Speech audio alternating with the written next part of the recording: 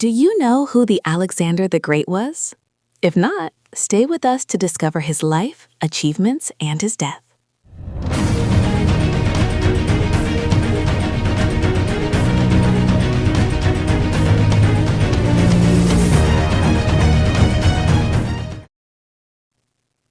The story of Alexander the Great is one of the most fascinating and legendary stories in world history.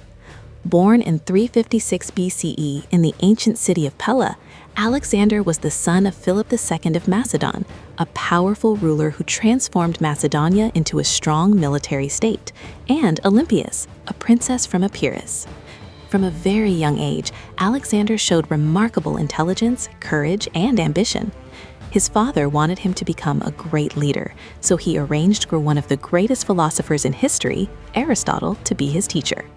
Under Aristotle's guidance, Alexander studied philosophy, science, literature, and politics. This education shaped his worldview and helped him develop a vision of spreading Greek culture across the known world. According to ancient stories, Alexander's bravery was visible even in childhood when he famously tamed a wild horse named Bucephalus, which no one else could control. This moment convinced many that the young prince was destined for greatness. Alexander's life changed dramatically when his father, King Philip II, was assassinated in 336 BCE. At just 20 years old, Alexander became the king of Macedonia. Many neighboring regions thought the young king would be weak and tried to rebel, but Alexander quickly proved them wrong. He crushed revolts in Greece and destroyed the rebellious city of Thebes, sending a powerful message that his authority would not be challenged. Once his control over Greece was secure, Alexander turned his attention to his father's unfinished dream, conquering the vast Achaemenid Persian Empire, which was the largest empire in the world at that time. In 334 BCE, Alexander crossed the Hellespont and his army and began one of the most remarkable military campaigns in history. Alexander's first major victory came at the Battle of the Granicus, where he defeated Persian forces and secured control of Asia Minor.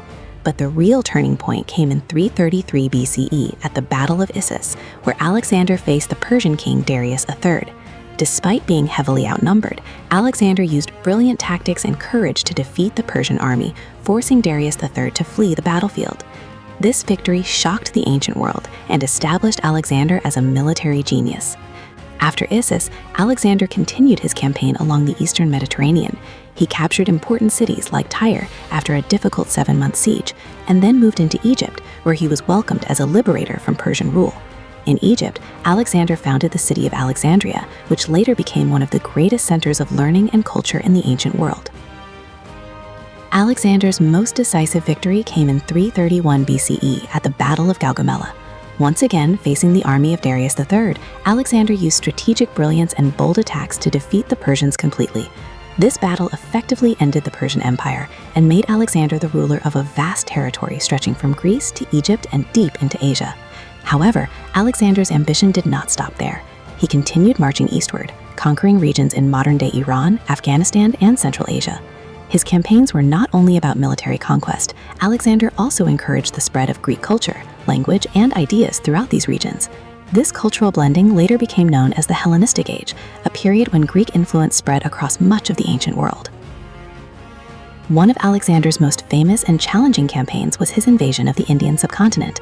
In 326 BCE, he fought the Battle of the Hydaspes against Porus, a powerful ruler in what is now Pakistan. The battle was extremely difficult, but Alexander eventually won. Impressed by King Porus's bravery and leadership, Alexander allowed him to remain a ruler under his empire. However, by this time, Alexander's soldiers were exhausted after years of constant campaigning. When they reached the Hydaspes River, the army refused to march any further into India. Reluctantly, Alexander agreed to turn back, marking the eastern limit of his empire. Alexander returned west and began planning new campaigns, including possible invasions of Arabia and other regions. But before he could carry out these plans, tragedy struck. In 323 BCE, while in the ancient city of Babylon, Alexander suddenly became seriously ill. After several days of fever and weakness, he died at the age of 32. The exact cause of his death remains one of history's greatest mysteries. Some historians believe he died from illness, such as malaria or typhoid fever, while others suspect poisoning, although there is no clear evidence to confirm this. His death shocked his empire because Alexander had not clearly named a successor.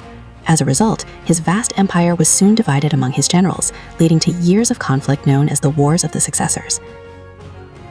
Despite his short life, Alexander the Great left an extraordinary legacy. By the age of 32, he had created one of the largest empires the world had ever seen, stretching from Greece and Egypt all the way to India.